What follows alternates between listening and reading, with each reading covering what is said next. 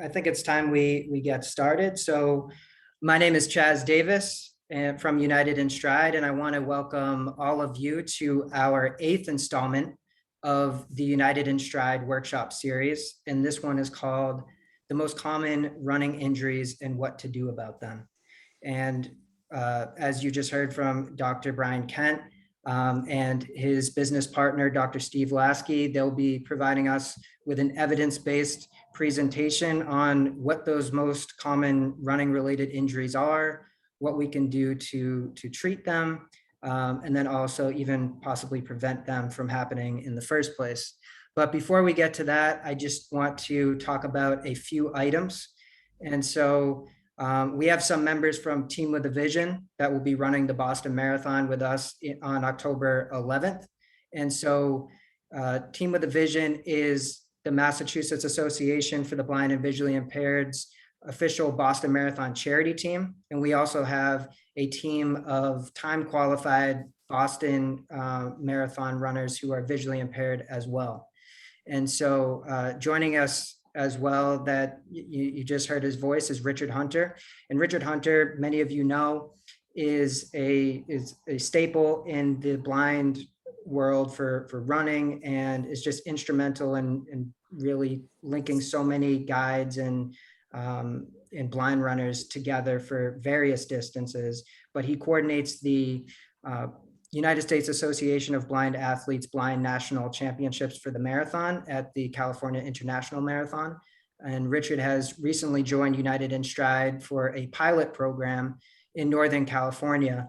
And it's really focused on increasing participation for runners kind of getting into running or walking or just being active. And so I'll just give Richard a minute or two to give us a brief overview on what he's been up to over the last few months. Yeah, hi, Chaz. Thank you very much. And yeah, I'm partnering with United in Stride for this, what I'm calling the NorCal United in Stride pilot project. And really what the intent of this is, Chaz was talking about, is to try to engage more people at all ability levels at the regional level. So what we found that through the Team with a Vision experience, through the USABA Marathon National Championships and things like that, that we're able to bring together people in community. And we see what great value that has to us as visually impaired people, and in terms of building the community of guides, et cetera. What has always been kind of missing in this is that people, if they're more at the entry level of their, power walking, jogging, running journey, they really haven't had the same kind of access to these type of opportunities. Not only that, we really don't even necessarily know what types of resources would help these beginning people or people at just shorter distances be successful in their own communities. Because really the goal of United in Stride is to help visually impaired people and guides be able to independently network and connect. And we also want to make sure that people have the tools they need to be able to be independent in their own communities with accessing guide support. So that's what we're doing out here in Northern California between the Sacramento region and the Bay Area region is coming together. And I'm coordinating as kind of a kickoff event, this Johnny Cash event that we have here in Folsom called the Folsom Breakout Blues. And we have a half marathon, 2-person relay, and a 5K option. So we're incorporating some walkers and some people who are just kind of at that 10K distance and some half marathoners. And we have 21 people taking part. And we're using this kind of launch this sort of awareness in this region. And then also hopefully to continue to build on community partners in this area so that we have more guides for people at all these different levels, and just to kind of blow it up and find out what resources we need to expand upon this and use this as a pilot project to see if, like, okay, if we can be successful here, what is it going to take to be able to do similar things in other regions? And so we just have some things to learn, and stay tuned in the future to see how this might expand into United in Stride version 2. So thank you. Yeah, thank you, Richard. And we're really excited for how that all materializes, and we're just very hopeful that it can be replicated in other areas of the country too, and just increase that overall participation for activity in the blind and visually impaired communities. And so Dr. Bryan Kent, he's a lifelong athlete, competed in team sports growing up, but began running at a pretty early age. Ended up running Division III cross country and track and field. After college, participated in triathlons and was even a competitor at the Amateur World Triathlon Championship in Gold Coast, Australia. And he graduated from New York Chiropractic College in 2016, and that's where he met his best friend and business partner, Dr. Steve Lasky. And after a few years, they opened up a practice together called Forward Spine and Sport.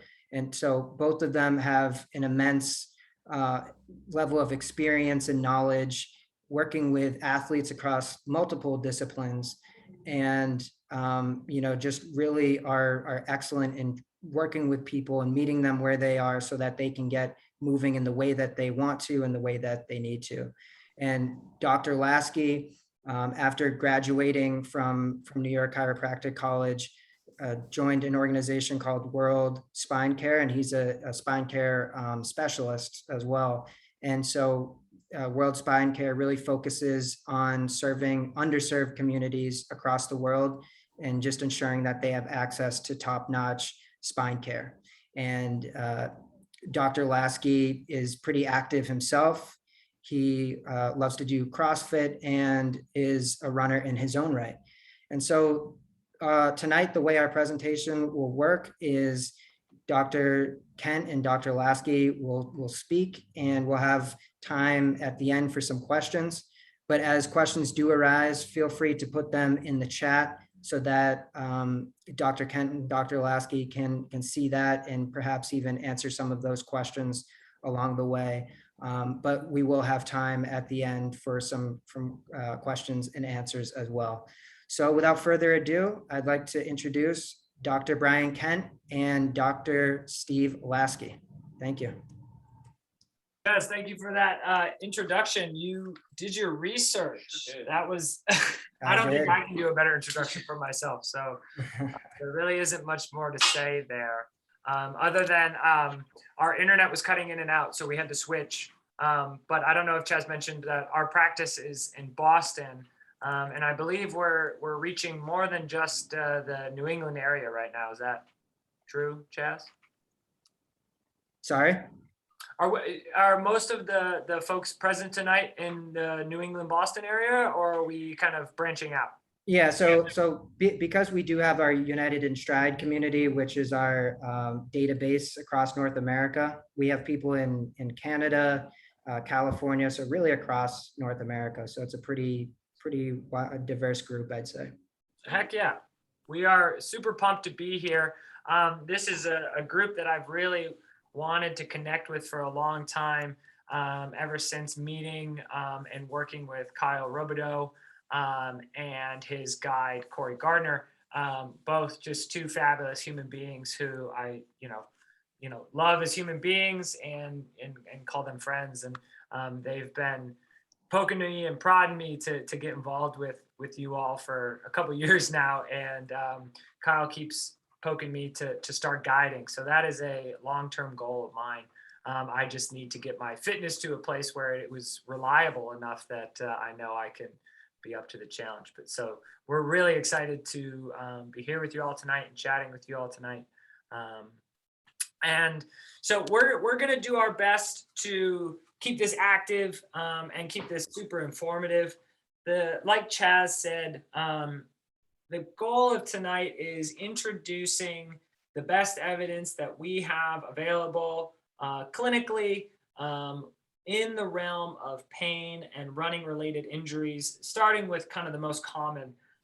And what we have discovered is that, every time we do this talk or a version of this talk, we learn something through the people attending, but we also are finding that in 45 minutes, we get pretty heady and we get really into the science. And for some people, it's great and they love it. And we kind of deep dive on kind of the myth busting and some of the cultural dogma around injuries and running pain. And so sometimes we don't get through all 4 or 5 injuries that we were planning to, and we get through 2, but we get really into the meat and potatoes, so to speak.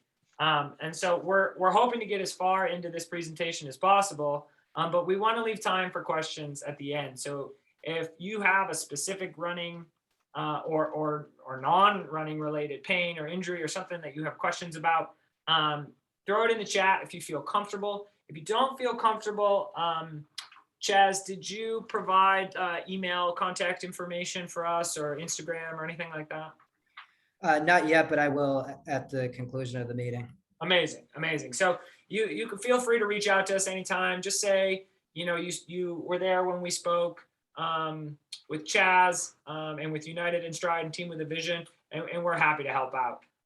We really think the key to our success is really our patient success. And for us, that really comes with community involvement and education and empowering you all to do the amazing things that you want to do. And if you're guiding to help you guide, your teammate, your partner. So I'm just gonna, for our reference here, kind of pop up our presentation. And the other thing that we do is we try not to get too into like the anatomy and whatnot, because sometimes we're just too clinical. So Chaz, if we're speaking, for and we're not making sense, please interrupt us and say, hey, could you explain that not as a clinician? that is not offensive to us at all. So please, keep us honest in that aspect. I appreciate it. Again, I did it. I did it. Now I just need to share.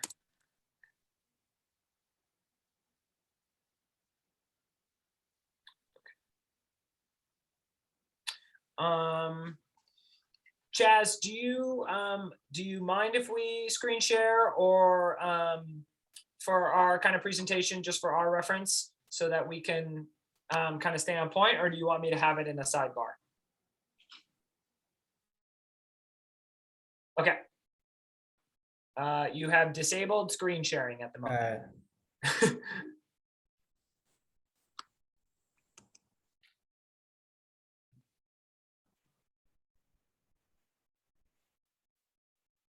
Chaz, while you're doing that, I'm going to step out real quick, and Steve is going to get us started.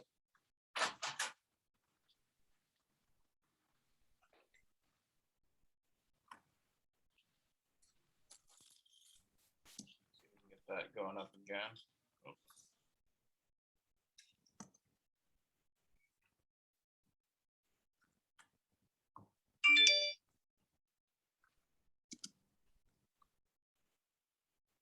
All right, let's see if we can get that rolling again.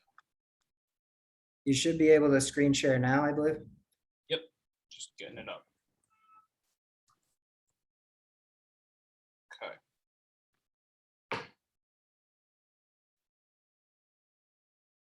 Right. So can everybody see that right now? Yes. All right, perfect. So like Brian mentioned, we're just gonna cut through a little bit of the loading into stuff. Of the big injuries that a lot of the runners tend to kind of see in the running world, I'm gonna turn this over a little bit so you don't have to look at late. And Steve, real quick too, just if there are any images that you are showing, if you can describe that a little bit, because some of our participants are blind or visually impaired and might not be able to see that.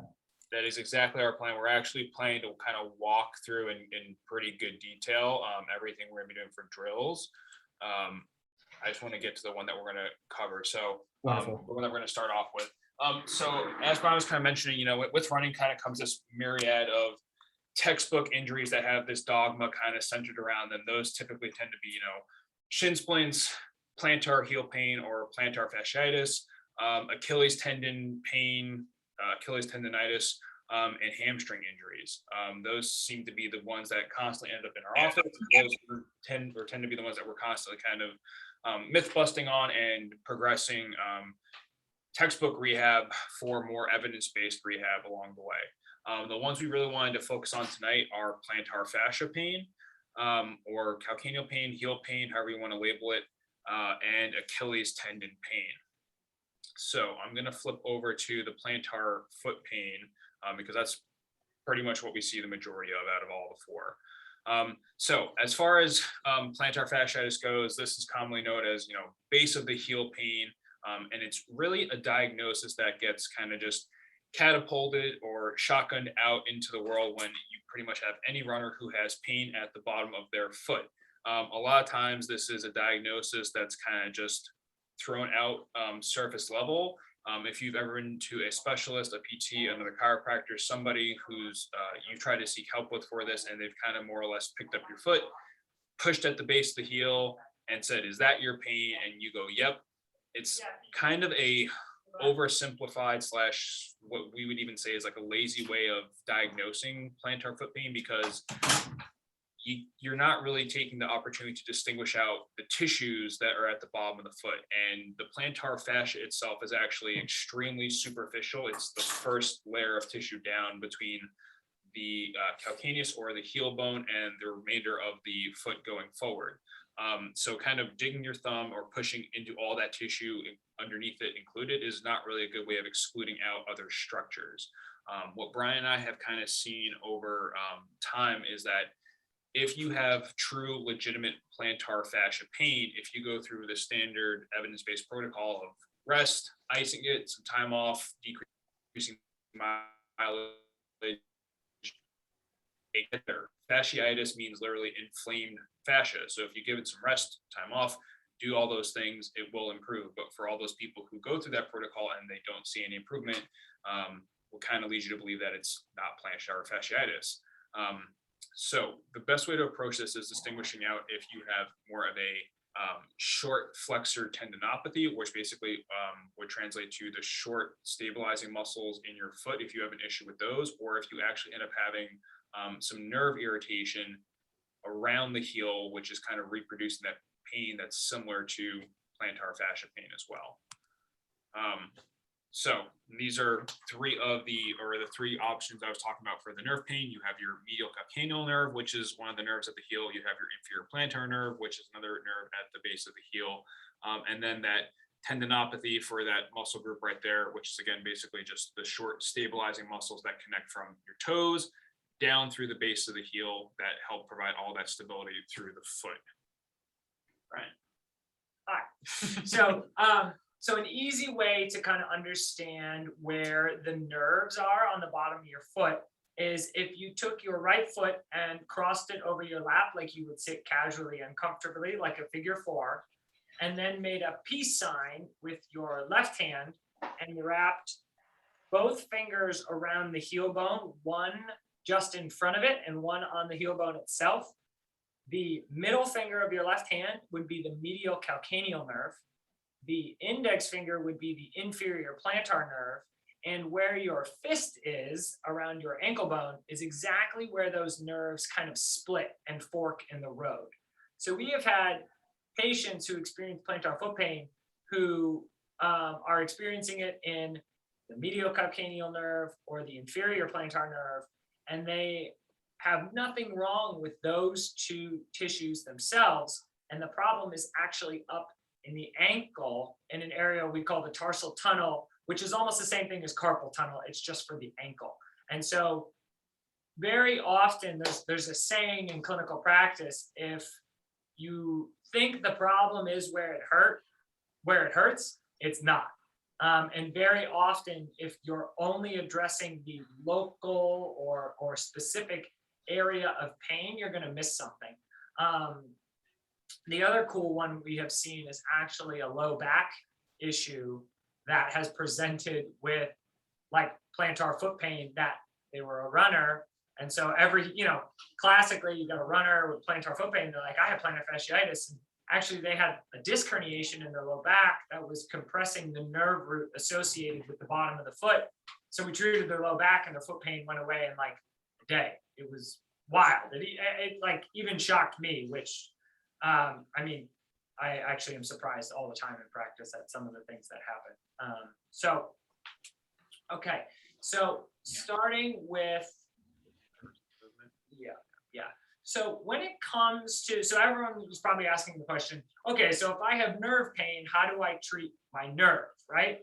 I've tried ball rolling, I've tried stretching, I've tried Graston, I've tried self-massage, and none of these things seem to be helping. And nerves are really, really finicky structures in the sense that they are supposed to be sensitive as a rule. It's their job. And so when it comes to running and repetitive motion type activities, we have found that very often the first thing to actually kind of exceed its capacity for stress is the nerve. And it works in that way as an early warning sign to say, yo, human, listen up. You're doing a lot of something that's really hard and really stressful. I'm not hurt yet, but I am the first structure to let you know that trouble could be on the way. Doesn't mean it is. Doesn't mean that the nerve is injured or damaged or inflamed. It's just part of a warning signal from your body to let you know that things are accumulating. So that doesn't answer the question how to treat a nerve. So nerves, like most tissues in the body, are dependent on movement. Every time you walk, every time you stand and move, your nerves are being mobilized and elongated and almost like pumped. I'm sure many of you are familiar with like swelling in the legs, and that one of the best remedies for swelling legs is going for a walk. The reason that is because the muscular action of your calf squeezes the blood back up to the heart, and nerves respond to that type of stimulus as well. They need the squeezing action of your tissues. They need that motion. And so very frequently we find that people with nerve type pain will have pain after they've been seated for either a short amount of time or a long amount of time or first thing in the morning. And those are typically classic quote unquote hallmark signs of plantar fasciitis. When in reality, they're probably more related to nerve pain, but also tendon pain. So to treat a nerve, you need to mobilize the nerve. And mobilizing a nerve is very different than stretching a nerve, because a nerve that is sensitive has the capacity to send a signal to the brain when it is being stretched. And that sensation is not necessarily therapeutic. If you think about it from the perspective of the nerve is sensitive, it's accumulating the stress of running, and it is constantly sending sensory signals to the brain. It's just on rapid fire. If you're increasing that nerve's job, if you're making it work harder, if you're making it send signals such as like a deep stretch that borderlines on painful, all you're doing is telling the nerve, hey, you've got a good reason to be sensitive and pissed off right now. So very often when we do this treatment with people, they say, I don't feel a whole lot. I don't feel like I'm accomplishing anything. And our response is most often, good. You shouldn't be feeling a lot. We don't want this to be one of these things where you feel like you have to work through the pain. You have to outsmart the pain. You have to outwork it intelligently versus outworking it aggressively and violently. Anything to add? Yeah, no, just to kind of reiterate what Brian said, I mean, nerves are very fickle structures. And if you think about the fact that nerves physically live in the tissue of the muscle, they're not capable of moving themselves. They do move, they do slide, they do wiggle, but they're coming along for the ride of the tissue that they're trapped in. The muscles do all the moving actions for our body, regardless of its head, arm, leg, wherever. And all those nerve tissues have to be able to wiggle, glide, and slide appropriately through those tissues. So that's the biggest thing, because that stimulation is what will have the nerve kind of resensitize or desensitize itself to a more comfortable level. So it's not constantly firing off those alarm signals saying, you're irritating me, I'm uncomfortable. Now I'm going to start firing off actual pain versus more of that warning, kind of like take care of me versus now we have a problem. So a few quick little educational tidbits that is going to make understanding this rehab much simpler are the cardinal directional movements of the foot. So if you take your foot and you point your toes to the ground, that's plantar flexion. If you pull your toes towards your knee, that's dorsiflexion. And if in a dorsiflex state, so toes to knee, you try and bring your pinky toe to the outside of your knee, that's eversion. We're going to need all of those to kind of understand what we're doing in this next rehab, because very often you have three major nerves that run down the bottom of the leg. And we have to, when we're mobilizing nerves, we have to manipulate the ankle in a way that puts that nerve through an elongated state, but not a stretched state. The difference between an elongated state and a stretched state is perception. So it's all on what you feel, because we have patients who can do, they can bring their leg all the way up to their head and then dorsiflex and evert their ankle, and they don't feel anything, but they still have neural dysfunction. We have to take them a little further. Then we have other people who would just be lying flat on the table who dorsiflex and evert, and they're like, yep, I feel it. And that's all due to the sensitivity of the nerve. And it's not good or bad, it just is. And so there's no goal range of motion, there's no goal feeling here except to move the nerve without pissing it off. That's the whole goal, because then what happens is the nerve A starts to move through its range of motion. It starts to get the pumping action that's therapeutic for it, but it also has the sensory stimulus to the brain that it is mobile and functional without being painful. And so this is all almost like a trick in a way. The other thing about this kind of treatment is that it can be very short-lived, because what's going to happen is you're going to do something that resensitizes the nerve. And so usually when we prescribe this, we give kind of a ridiculous number of repetitions to do, depending on how much pain they're in and depending on how they respond to the treatment. And some people need to do 30 repetitions once a day. Some people need to do 30 repetitions 6 to 10 times a day. It just really depends on, when's your race, when's your next hard workout. But at a minimum for my runners, I say first thing in the morning, before a workout, after a workout, and any time that you're experiencing pain. So let's say you've been sitting for 4 hours, you get up, your foot hurts. Okay, drop to the ground or from a seated position and mobilize that nerve. Just remind it that it's okay and that it's happy and that it's functioning just fine. Versus, okay, my foot hurts, I'm going to smash a lacrosse ball into it. And clinically, or not clinically, in the moment, it will feel better, but it's only because you're bombarding the nerve with a different stimulus of deep pressure. And the signal of deep pressure to the brain moves faster than the signal of pain. And so it's the same thing if you whack your thumb with a hammer or you stub your toe, you're generally going to squeeze the finger or the toe that you just whacked without really knowing why. And for some reason, it feels better. It's because it's a built-in pain mitigating mechanism into your neurology so that you can control your pain.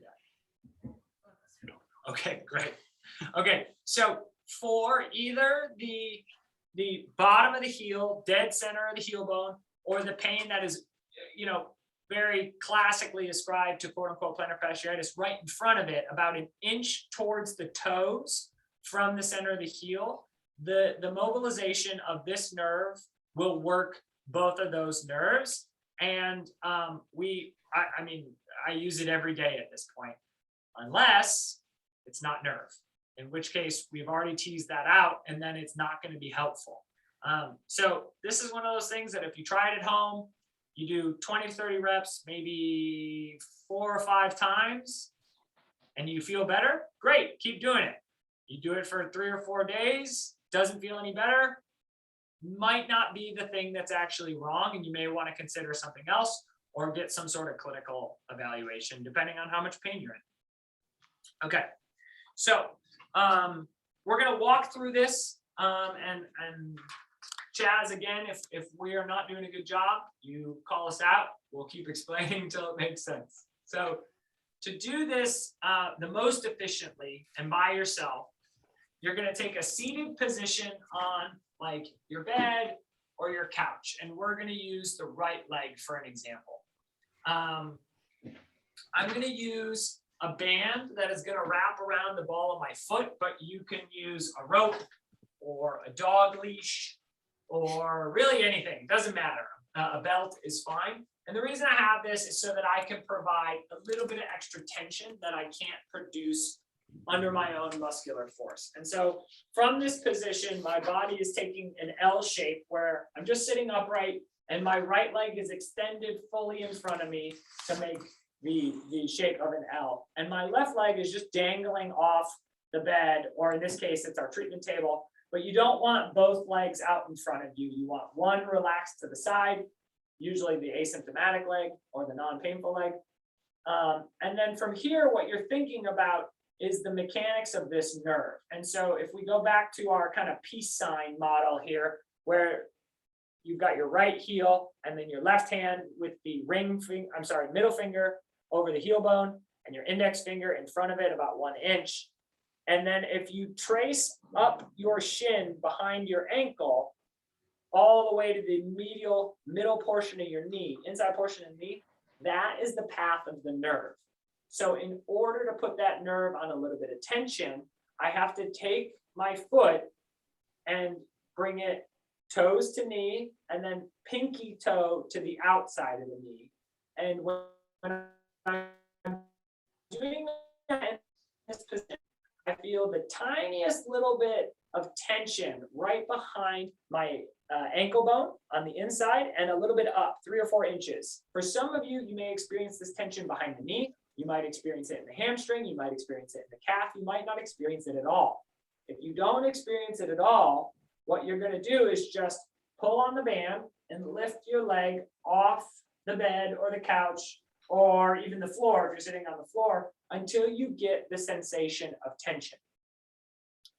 After that, you're going to return to kind of the resting point where the foot is just kind of dangling and a little bit toes pointed towards the wall that is in front of you. The other portion of this is that we have to involve the rest of the spinal cord because all the nerves run to the brain. And so when the foot is relaxed, I'm going to tuck my chin to my chest, and then I'm just going to bend forward ever so slightly at the waist, almost like a runner's, or we called it a hurdler stretch, or like a toe touch stretch. But again, we're not stretching. We're just creating a little bit of tension. And then what we're going to do is we are going to couple those movements into like a little bit of dance. And so I usually pretend that my nose and my big toe are attached by a tight piece of string so that when my pinky toe comes up and out to try and touch the outside of my knee, I look up to the sky to slack the spinal cord in the spinal canal so that I can put tension on the nerve towards the foot. Because if I'm pulling the nerve from both directions and I'm stretching it at my head and I'm stretching it at my foot, all I'm going to do is irritate this nerve because it needs to be wiggled and glided. It doesn't need to be stretched because stretching nerves robs them of their blood supply, which is inherently a bad thing. And it's especially not a great thing if the nerve is already angry at. And so it looks like a little dance where I look up to the sky and then I'm again bringing toes to knee and then pinky toe to the outside of the knee. And then I point the toes to the wall in front of me, tuck my chin, do a little forward stretch and reverse it, look up to the sky. And again, toes to knee, pinky toe to the outside of the knee. And I'll repeat this 30, 40 times in a row. Steve, you usually do what, 20, 30, somewhere in that neighborhood? You like ballpark 20, give or take, patient. The number is not clinically specific. It is simply a quantity. It's a numbers game. Think about nerve pain like a bank account. If you are in pain, it means you have taken too many withdrawals without doing enough deposits. When it comes to this type of nerve pain in the foot, most things are going to be a withdrawal, even if they don't cause pain in the moment. And the things that are deposits are sleep and nerve flossing or nerve mobilization, or to some extent, very specific nerve-based soft tissue work, which is very superficial, it's very gentle, and it doesn't hurt at all. Whereas like traditionally, we're like, oh, I really need to, beat the heck out of this thing to make it feel better. That's actually the opposite of what you want to do. And I've had many, many, many cases where I've had patients come in from other providers who are getting deep tissue and they just feel worse and worse. And even myself, I've tried to do some sort of soft tissue work and I've done too much. And they came back and they're like, yeah, that was too much, even though I barely felt anything in the moment. So it's very, very person specific. So that there in and of itself, as simple as it sounds, when done repetitively in these high volume numbers, 20 to 30, 3 to 4 times a day, you should see a difference within potentially the first day if it is nerve-based pain.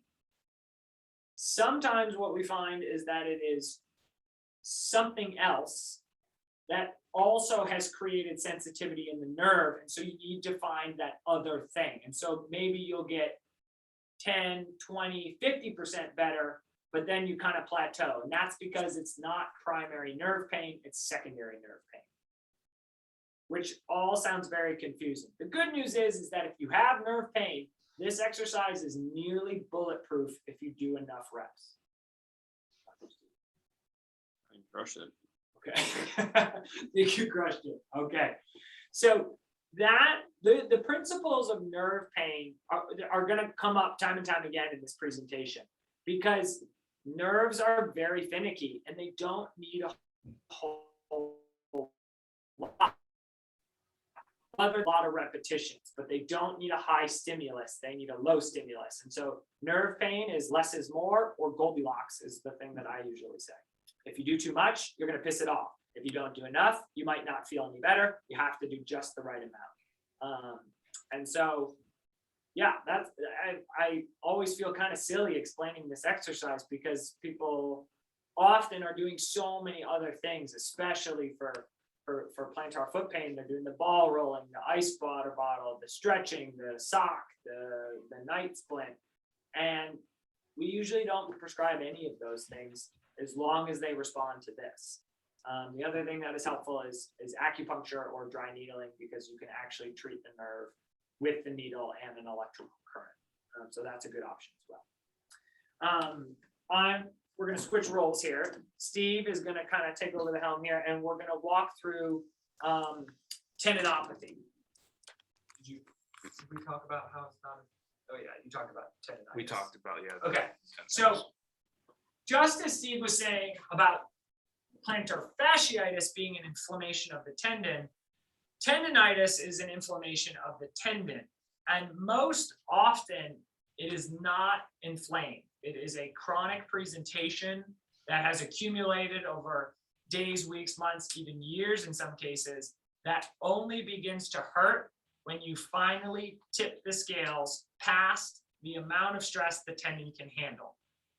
We see this most frequently in marathon training, 3 to 4 weeks after people start doing track workouts and speed workouts, if they've never done them, or they haven't done them in a long time, or they're a first-time marathoner or a first-time runner, or somewhere after the 10 to 12 mile mark in long runs, especially for new folks. For seasoned runners, it's somewhere around 15 to 20.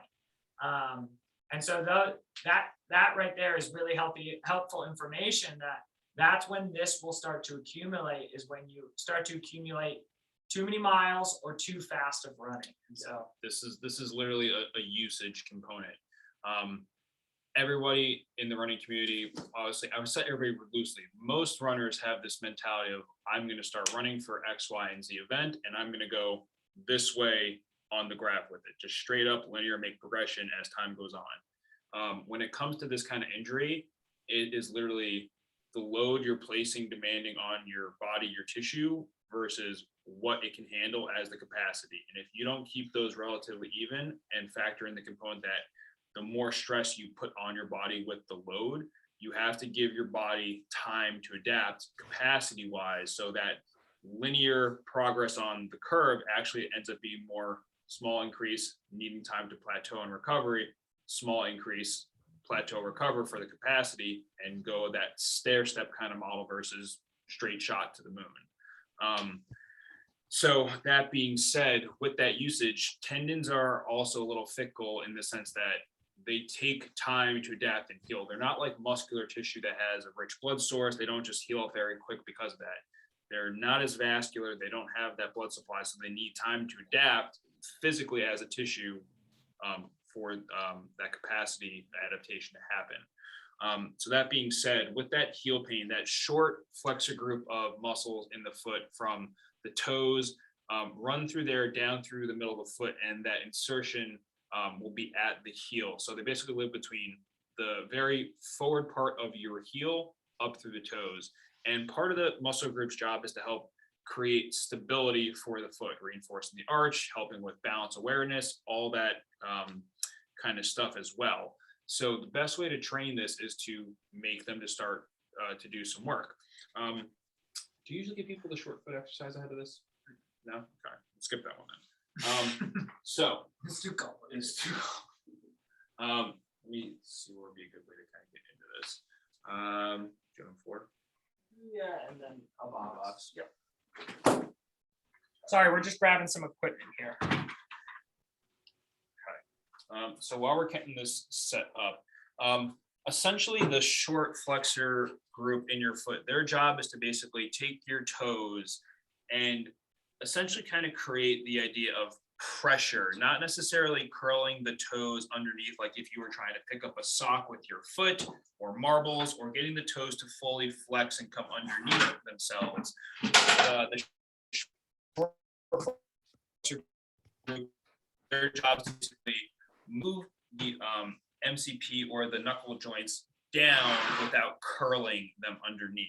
So I'm going to bring this over so y'all can see a little bit better. So with this set up over here, you can use this. You can do this with a couple textbooks that get your foot elevated off the ground. You can do this on the edge of a stair. You can do this on a box like we have here. Essentially, the best way to do this is to get your toes up onto the edge of that surface, and you're only getting them up to the edge, up to that main knuckle or that first metatarsal joint, messing up my ankle and my foot. That first metatarsal joint, because we don't want to go past that because it changes the dynamics of how the joints move. So Brian's going to load his toes up onto the box, and he's going to do this with both feet because doing one for me would be pretty impressive and hard. But that same principle of creating pressure and pushing the toes into the box without excessively gripping is what we're looking for here, because we want those short muscle groups to work. And Brian's going to get both feet up on the box, and he's going to do this near a wall so he can help balance himself on here. So I'm going to slide this a little closer so y'all can see still. So again, Brian's knuckles through here are not on the box. He's literally supporting himself through his toes. And as he's up on the box, he's actively pushing the toes in towards the box down this way versus gripping, trying to hold onto the box. And he's literally just trying to keep his foot horizontal. And this first round is just for time, just for holds anywhere from 10, 15 up to 20 seconds, whatever is tolerable before you get that excessive work in the foot. And you should notice a good amount of tension underneath your toes up through your heel. And you're going to take breaks with this after those intervals. So 20-second holds, 15, whatever you can tolerate that's comfortable. He's going to come off. He's going to give himself a little break. And then he's going to load back up, holding, not even worrying about moving the foot to start. And this is kind of a gauging way to realize how much irritation do you have, how much stress do you have to put into the foot. So if this is relatively comfortable, Brian's going to start progressing by going up onto his heels for a small lift, keeping that pressure. Yep. Oh, sorry. Raising his heels as he's still keeping the pressure of his toes into the box. And he's not going for massive lift through his heels. We don't want to really make his calves and his gastroc and his soleus work. We want to make the emphasis to be on the toes still. So he goes up maybe about 2 to 3 inches at most, and he's going to slowly lower himself back down to right about neutral. It's just a way of progressing the amount of work that small flexor group has to tolerate the demand of supporting the foot and the remainder of the body there. There are a whole bunch of other ways you can continue to progress this. If you have to work both sides, you can continue to do that with increased depth on the foot as well. So height going up a little higher. You can also get really squirrely and start progressing over to doing single foot work like this for less time. That's very, very challenging for a lot of people. Brian's going to give it a shot, but this is doable. Not today. Not today. All right, we're I already kidding. did too much. But again, if you start to get to the point where you're doing larger intervals for time with both feet and it's feeling very comfortable, there's not enough of a challenge occurring, hold on to a 10-pound weight, 15-pound dumbbell, kettlebell, whatever you have around the house that will provide some resistance, and do that with these raises as well. We just want to give these tendons and this short muscle group the ability to adapt to increased load in a controlled fashion, because when you're going through your gait cycle and you're just going through either your heel strike, your midfoot strike, if you're more of a forefoot strike, whatever, you have to factor in the demand of body weight with the compressive forces of running. It's what do we say, 2.8 to like 11 times like the amount of body weight that goes loaded through the foot. So it's a lot more demand through running on these small tissues that have a lot of responsibility. So giving them time to adapt, strengthen up, and do their work more appropriately is huge. One of the things to keep in mind when you're rehabbing a tendon is that it's all about what you tolerate. So I just had actually a pro runner that was in here who is having plantar foot pain, and he's got tendinopathy on the bottom of his foot.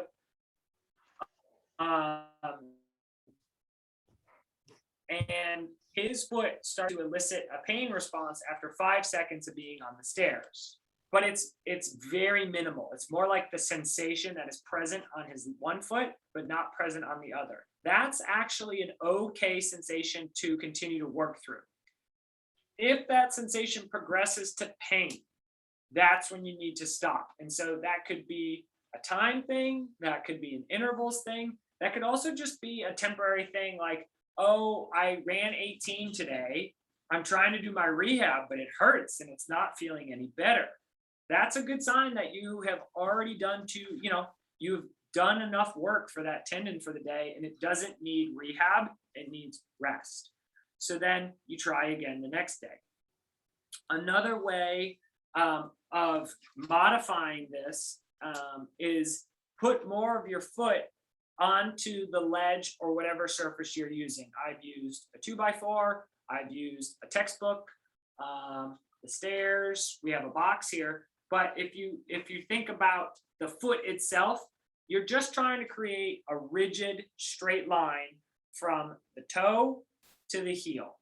And if you feel yourself excessively curling your toes like you're trying to grip a tree branch, try and think more about you are trying to play the piano with your toes, but in like a tapping motion, or pressing down on like a loaf of bread if you make bread. I don't know, sourdough got really popular in COVID, so I don't know if anyone jumped on the sourdough train. I thought about it and then did. So that, again, is kind of the principles. And so what we're trying to do is not necessarily give you the answers, but give you the principles that apply to treating these different pathologies. So nerves need mobility, tendons need load, and time. That's the biggest distinction I'd have to kind of reiterate through both of these. Like Brian mentioned earlier with the nerve mobility exercises, if you do that drill and you start getting a good response and your pain's improving, your function's going up, Yahtzee, it's a nerve problem. If you start running through these for a couple days with the nerve drills and you're like, I kind of feel a little improvement, more or less feels the same, switch over to doing the short flexor exercises for the foot, because that's more of a likely problem. And the thing is, going through those drills will take time. It goes back to that load versus capacity statement. Tendon issues typically have a range from anywhere as, like, best case scenario, 8 weeks potentially, up to as much as 16. They just do not, heal very quickly. They need the load. They need the time to adapt physically because of how the tissue is just designed. A question that is probably popping up, and I haven't either in your minds or in the chat, is can I run and train through nerve pain and tendinopathy?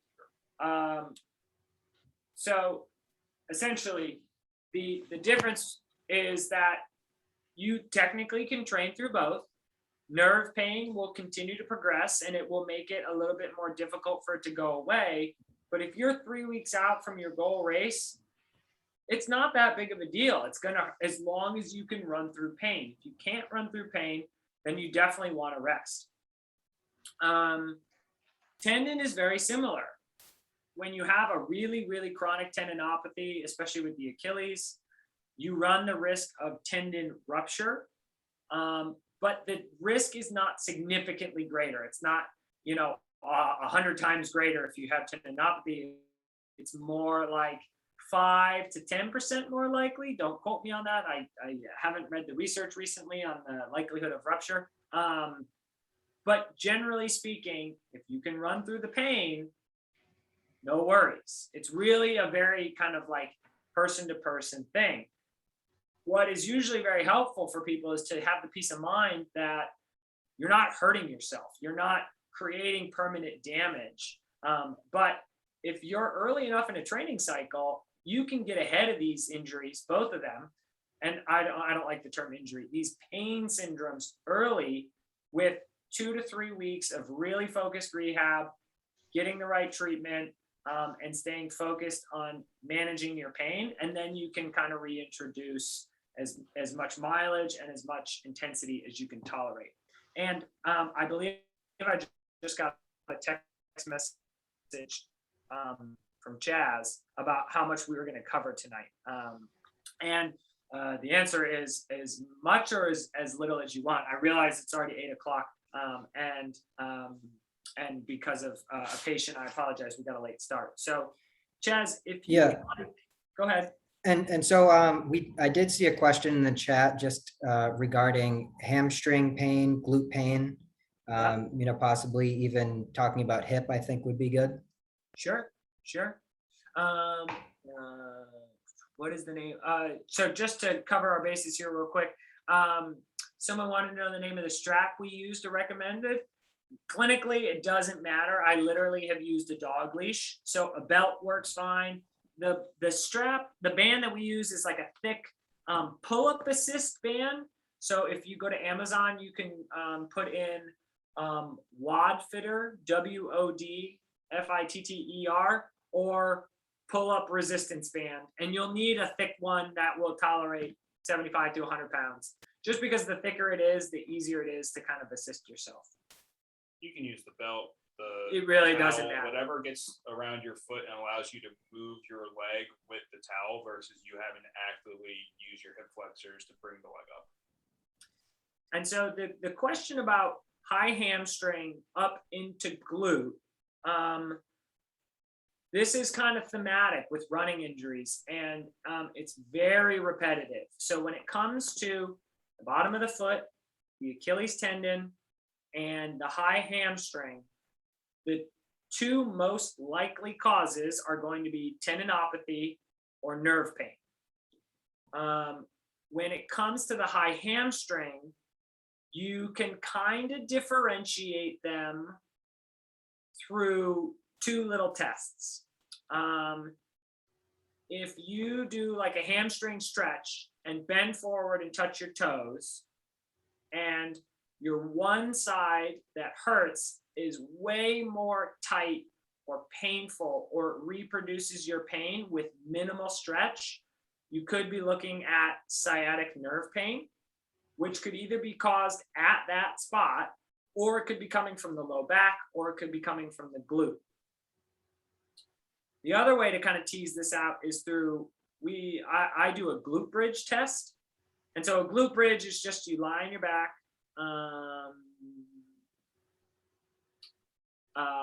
Tarak, I think that's how I say your name. We will answer that question in a second about stretching. And so to see if it is more related to the tendon, you're going to come up into a glute bridge on your back. So you just squeeze your butt, lift your butt, and now the only thing in contact with the table or ground are your shoulder blades and your feet. And you just start walking your feet away from your butt. If your painful leg starts to Tarek, it's Tarek. Okay, I apologize, but thank you for the phonetic help on that one. If you start to recreate your pain, then it's more likely tendon. And the reason that is because you are loading it and pushing it past its capacity by walking your feet away from your body. And so to treat these, Steve, do you want to walk through how you're treating them? The hamstring ones? Yeah. I mean, oh, there's so many fun options. Again, literally, it's all progression for loading. So for this, yeah. Okay.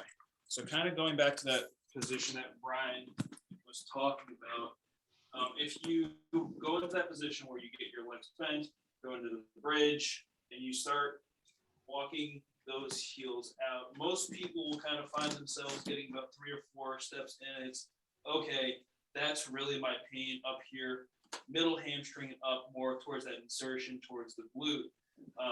This is actually going to be part diagnostic, part treatment as well. Yeah. So obviously we're not going to go as far into that progression with the distance. We're going to go into that point where we get the heels nice and close in towards the glute. A little cheat that I actually use is I actually have patients flip the toes up, and helps with keeping the pressure of the heels into the table or the ground.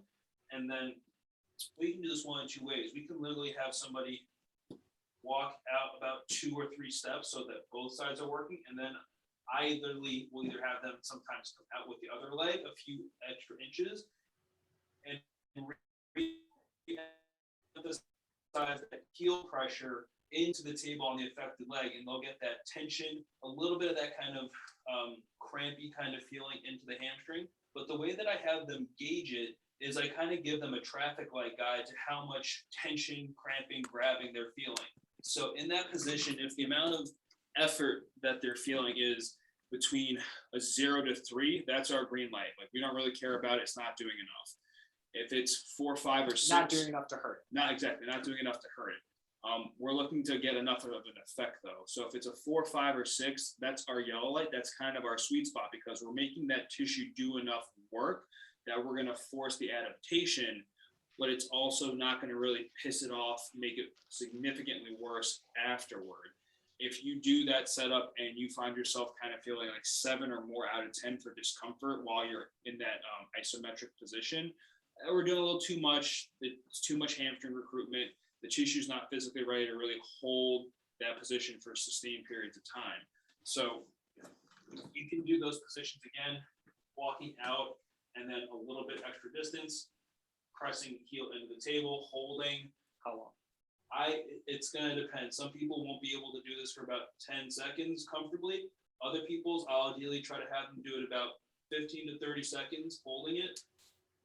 And this doesn't have to be excruciating. It's going to feel like your hamstring is working, and we want it to work to the point where it's just starting to get fatigued, and then you can drop back down, and you can literally just rep through that position for holds.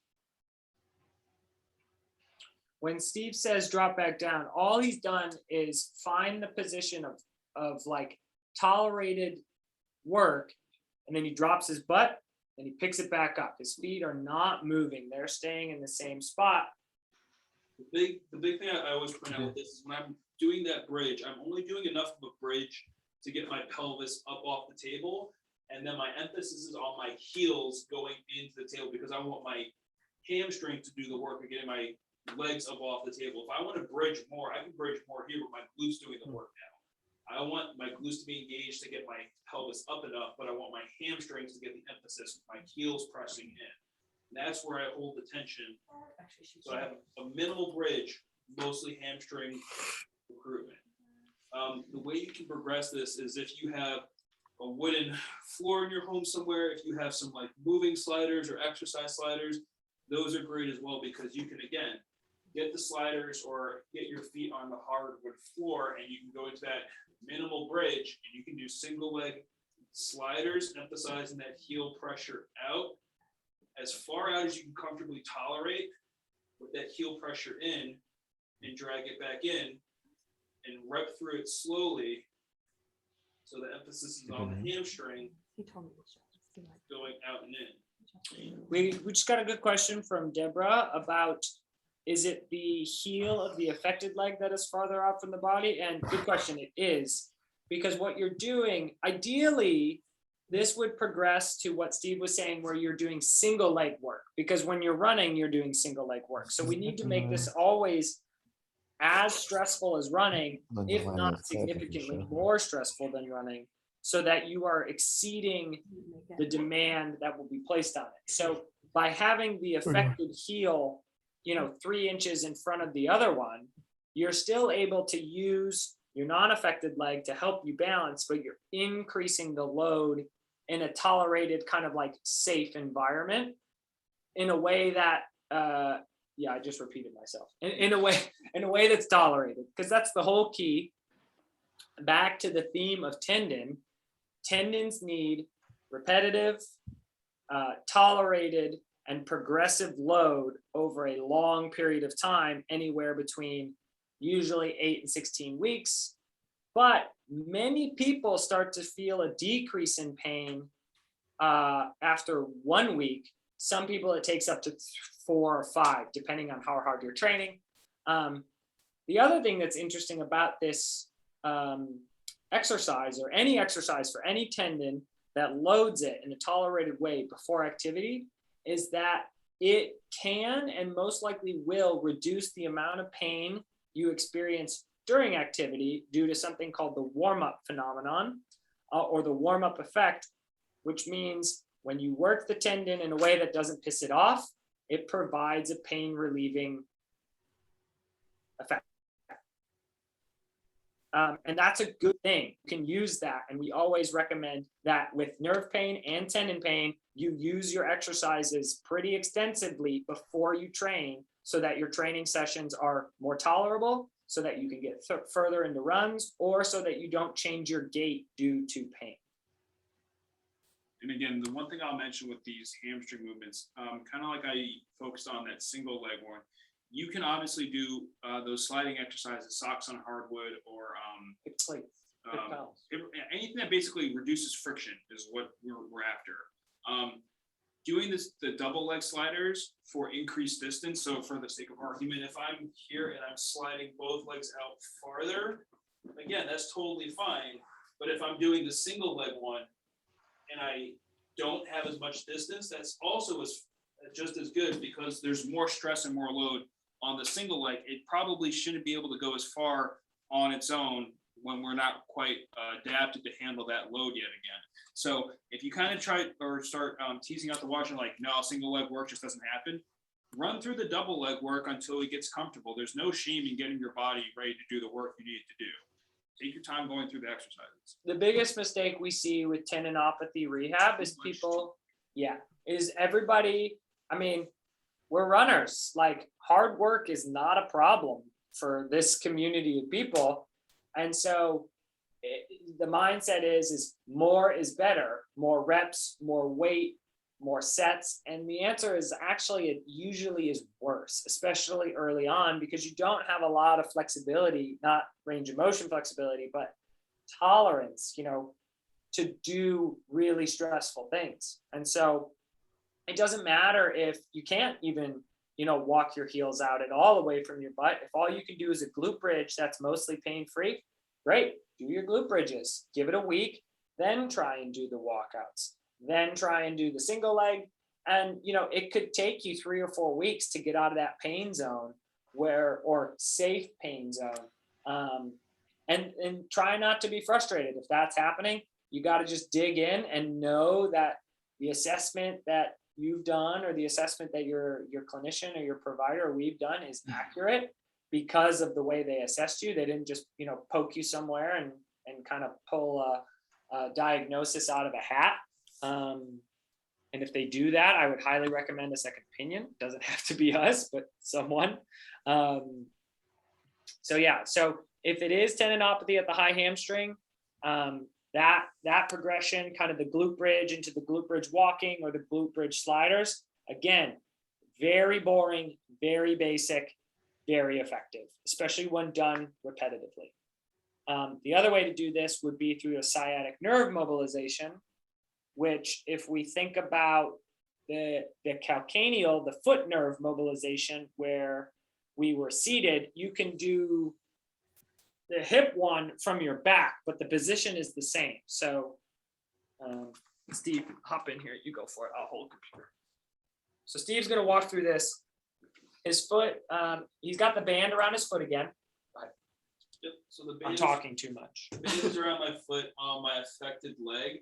My other leg is going to be propped up and bent with my heel laying on the floor, just so there's not as much tension in the nervous system on the unaffected leg. And similar kind of concept. I mean, mostly use some tension on the band with my hand to bring my leg up. But in this position, I'm going to take my toes and my foot. I'm going to put them in that towards me, and I'm going to bring them up using the band to the point that I raise, and I'm going to go right to where I kind of start to notice that tension, irritation, pain up in my hamstring area. And I go, okay, yeah, that's what I usually feel. And from that point, I'm going to drop maybe an inch, inch and a half, so that tension's gone. I don't want to be feeling anything when I start this movement. So that tension is still in my foot. I have my toes, my ankle dorsiflex towards me. And now I'm going to do head or hip. Okay. So now I'm going to flip between my foot and my hip. So I'm going to release the tension in my foot and my toes and plantar flex them, point them away from me as I let my hip come up towards me and I raise it up with the band. So I'm basically putting slack on one end of the nerve at its farthest away location and putting some more tension up on the nerve in my hip near my hamstring, my glute. And then I'm going to flip between the two of those. I bring my hip down and lower it, and I put a little bit of tug, toes, ankle back in that plantar flex position towards my head. And I'm just going to slowly alternate between the two of those. Hip comes up, toes go down. Toes go up, hip comes down. And I'm holding onto the band just to keep my leg in that position. And as you're flipping through these two movements, you should barely notice that tension kick on. And it's going to feel closer to the hamstring when the hip comes up, farther away into the leg, potentially, as the toes come up. The whole time, Steve is basically doing a straight leg hamstring stretch on his back. He's just alternating where the tension is on the nerve. So if he pulls his toes to his knee, still with a straight knee, and he's got maybe anywhere between a 45-degree angle at the hip or 90, like an L again. So go back to the previous one where I was in an L sit. Then he is able to kind of manipulate which part of the nerve is getting the most mobilization. So if he points his toe, the whole sciatic nerve slacks like a piece of rope. So he brings his whole leg, still straight leg, higher towards his chest to increase the tension at his hip. Drop back down again. This is actually kind of a really cool self-check, depending on how much irritation you have, you can tolerate. So when you're initially bringing your leg up to that tension point, make a note of it, kind of see how far along it is. And as you go through your reps between tension in the foot on and off, hip movement on and off. I haven't moved off the table. I've only been lifting my head and the leg. If I go to put that tension up on my foot again and I bring my leg up, that's where I get to now. Meaning his range of motion increased. The reason it increased was because the thing that was preventing, quote unquote, the hamstring range of motion was not actually the hamstring, it was the sciatic nerve. And so you have to kind of check in with yourself, because the range of motion of the tension will increase as you're doing the exercise, which is a really fun, as Steve said, trick. Sometimes it feels like magic where people come in and we ask them to try and touch their toes. They can't come even close. We floss their sciatic nerve or mobilize their sciatic nerve. And all of a sudden they can touch their toes and they're like, well, what the heck just happened? Like, is this voodoo? It's like, no, the thing preventing the mobility in that area was not the hamstrings. It technically was your brain. Your brain was not allowing you to keep bending forward because the amount of tension on the sciatic nerve, if you kept going, it could have damaged it. Right. And the other thing is too, you have to remember that the hamstring is a 2-joint muscle. It crosses the knee and it crosses the hip. The whole time your leg is straight, so nothing is changing with the hamstring portion that goes past the knee. The only part that's really moving is technically the part that crosses over the hip. And we put a little bit of tension on and off that area with the nerve. We didn't affect the rest of the muscle. That stayed in the same place the whole time. So for me to be able to relax my leg straight down again and bring it up to that position, you didn't really play with the hamstring. It was literally just moving the nerve more comfortably through the tissue up by the hip and as it travels down the leg. Again, the thing to keep in mind here is repetitions. The more you do with this, as long as it's not a big stretch, the better. We've had patients who have treated this like a stretch and come back in 3 days and they're like, I'm so much worse. What happened? And we ask them, how did you do your exercises? And they'll show us and say, what are you feeling? It's like big stretch, lots of pain. Yeah, they went full send. They really went for it, which isn't wrong. Like the enthusiasm is going to help you in this instance. It just has to be kind of tempered so that you're not feeling your pain or a lot of stretch. There is go ahead, jump in there. So, I just wanted to have people have an opportunity to ask any questions that they have as well, or if there are specific areas of pain that they're dealing with or that they're wanting to know a little bit more about. Sure. If anyone does have those questions, just please unmute yourself or put it in the chat. I will answer Tarek's question about his question was he's heard lots of people say that calves, hamstrings, etc. affect the plantar fascia or plantar fasciitis. And the question is, should we stretch our calves and hamstrings to help relieve the plantar fascia pain? It is not a clear-cut question. And this is one of those moments where Steve and I kind of differ from conventional thinking here, because the research has kind of progressed beyond that type of thinking. And that doesn't mean that it's wrong. It means that the clinical research has kind of progressed away from that. And so previously, yes, calf stretching, hamstring stretching was a very common prescription for plantar foot pain. The reason for that makes sense. And it's because the tissue, all the tissue from the butt to the hamstring, to the calf, to the foot are literally, and this sounds silly, connected. They touch each other and they affect each other. So theoretically, yes, you could release, I don't like that word, you could reduce some of the tension that is globally coming through what's called the posterior chain, meaning hamstring and the calf, to reduce tension on the plantar fascia. However, in most cases, the plantar fascia is not the problem. And so we do not prescribe any stretching for almost any pain presentation. Static stretching in and of itself has been shown in research not to do a whole lot. You'll get a temporary increase in range of motion, but the second you go run again, the brain is going to light that area up with tension, and it really won't have an effect. So these are kind of those moments where we often get a little pushback from people because these things are so commonplace, the ball rolling and stretching and things like that. And in the age of social media, information is so readily available, but it doesn't mean it's clinically accurate information. So to answer your question, it, from our standpoint, is not something that we recommend. However, there's a caveat to everything. If you are getting relief and it is helping you, keep doing it.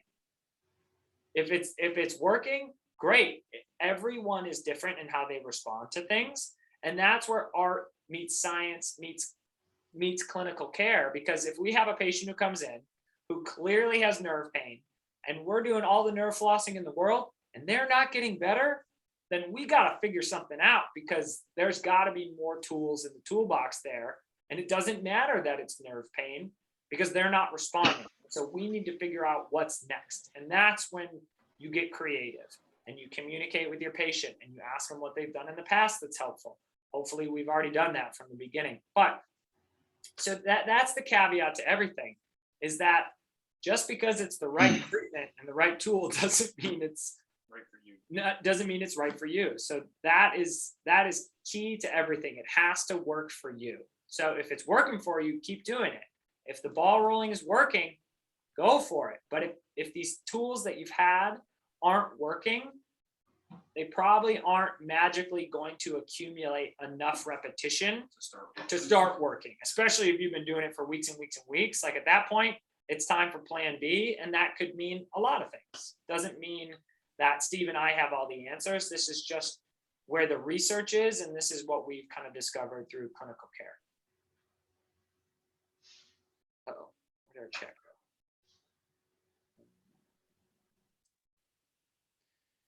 Yeah, that's great info. So I feel like if you took anything away from tonight, it would be that treating and assessing these injuries should not be as difficult as it feels and as it seems.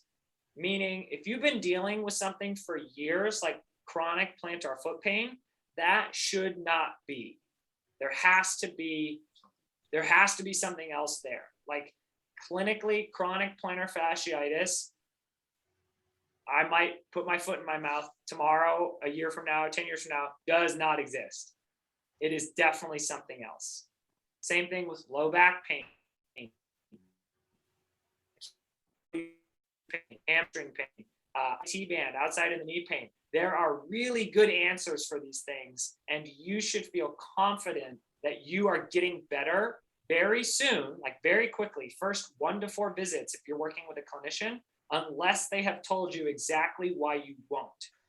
Such is the case with tendinopathy, where it might take you 3 weeks, 4 weeks, 5 weeks. I've had someone go 6 weeks of rehabbing their Achilles until it finally started to come around, but he stuck to the program, and now he runs pain-free, and he had chronic Achilles pain for years and years and years, which is probably why it took so darn long.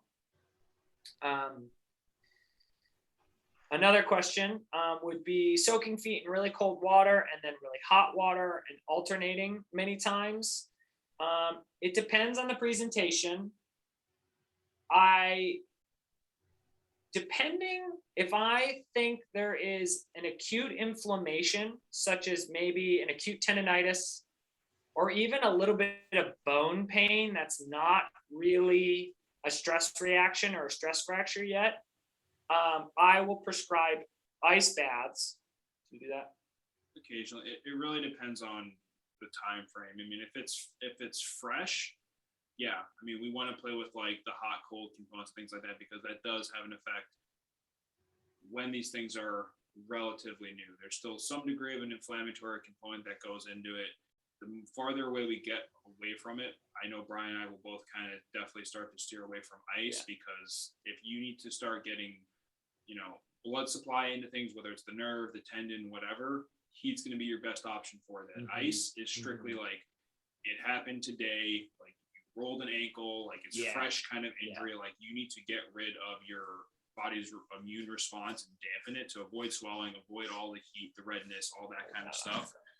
That's where ice kind of fits into the picture. The farther away you get away from the time frame for your body's immune response or inflammatory reaction of like 10, 12, 14 kind of days, you're transitioning away from that again, because that reaction is more or less capped out. And you can still do a little bit of it, but like even 21 days into it, we're past that. One other rule of thumb is nerves like heat. They're Tendons like heat. Nerves like heat because their blood supply, every single nerve in your body has its own little blood vessel that runs with it. It's minuscule compared to the nerve of itself, but it does have a direct blood supply, and it just doesn't happen to have a large one. So heat will help with the blood flow to the nerve, makes the nerve happier. So the answer to the question is yes, no, maybe, it depends. But generally speaking, if you have signs of inflammation, meaning swelling, redness, or heat, and it was traumatic, like an ankle, like you rolled an ankle, and you can't weight bear, I would go get an x-ray, very specifically. If it's like bottom of the foot, just started happening, you could give the ice heat a try for 2 to 3 days. But again, there's not a clear answer here when it comes to that question. And so when in doubt, I think the best answer truly is to have a team of people who you know and trust, who you can email, set up an appointment, text, shoot a note on Instagram, something to get some clinical advice, especially if you're weeks out from something really important to you, like a marathon or a 5K that you've been training for, or that sort of thing. There are a lot more questions than answers. So Vivian asked, is it good to use Biofreeze? People love Biofreeze. I think it is a helpful tool in managing pain. From a inflammatory standpoint, it's not going to give you this like significant change in your pain. There are other over-the-counter options. There's something called Voltaren, which is a topical NSAID. It is not within our scope of practice to make any sort of medical recommendations as far as medications, creams, or anything like that. But a lot of athletes use Voltaren with some success. And then good old-fashioned Advil, ibuprofen, Aleve. But that's not our recommendation, it's our scope of practice, so we can't kind of speak to that. And another comment was that Tarek said his plantar foot pain, plantar fasciitis did really well using instrument-assisted soft tissue mobilization to scrape the plantar, and the therapist said it was bringing blood to the area. And that is true. It is going to increase local tissue vascularity, which is blood flow. It also is going to mobilize the nerve, etc. Kenny, did you have a question? I saw your hand raised. Yeah, I just got a quick question a two-part question actually for you guys. That was my question with the hamstring and up to the mid glute. I think it's my sciatic nerve. Is that okay to still run on for you guys to recommend? I mean, your opinion on that, and also what's you guys' opinion on ice baths after long runs? So just so I'm clear, your question was, is it okay to run if you're having sciatic nerve pain? Was that the first question? Yeah, because I think that my question was the hamstring one, and I think it's more the sciatic nerve versus a tendonitis in the hamstring or tendon swelling in the hamstring. Mm-hmm. But I haven't done the bridge test yet, but I think it's my sciatic nerve. Okay. Steve? Again, it's subjective to you in terms of how much discomfort are you having, how far are you going into your runs before it starts to bother you. You kind of have to tease those out, but I mean, generally, unless it is like, this is my personal recommendation that I usually kind of work with my patients, unless it is like debilitating you and you cannot go into a run for more than like a mile, I would say this is the point where we kind of modify your miles, age your pain, things like that, and tease it out. I say this as my own personal clinical opinion.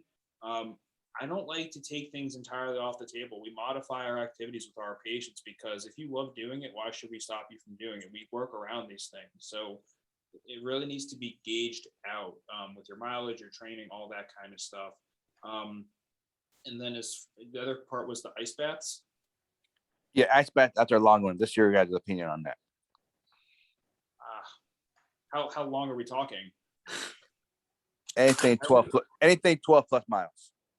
You know, a lot of people say take them. A lot of people say they don't like them or don't need them. But I just want to see what your other opinion is. I don't usually make the recommendation for it. When I was doing a lot of training, I used ice baths during long runs. I thought they were helpful. I use them a lot, actually. I don't do them anymore, mostly because I'm a wuss.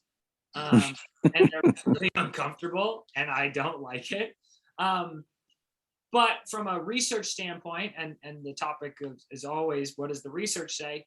There is interesting and compelling positive data to show that an ice bath immediately following a bout of exercise that creates muscle tissue damage, like a long run, will is not the right word, can improve your recovery and improve your time to returning to non-sore running. So then also, if you like doing them and you get out and you feel like $1 million, do it, not because we are like placating you, but because you are investing mentally and emotionally in an activity that is going to help you. And if you are in that state of mind, the neurotransmitters and the hormones that are released in your brain literally will help you recover. So that's the interesting caveat back to the ball rolling and the stretching. If it works for you, that's you. It is working. Your body's capacity to run 10, 12 miles is gonna be somebody different from somebody else's. It's all what works for you, N of one. This is your show. How do we make it the best we can make it? So to answer your question, I think what Steve was saying is, yes, you can run on sciatic nerve pain. It really depends on those factors. You're not going to permanently damage it. It might hurt a lot more, but you're not going to have permanent sciatic nerve pain. You may have prolonged sciatic nerve pain, but it's not like if you run this marathon on sciatic nerve pain or whatever race that you're going to have this pain the rest of your life. That's not how it works. Thankfully, that's not how it works. Thanks. No Got problem. it. Yeah. There was a question. It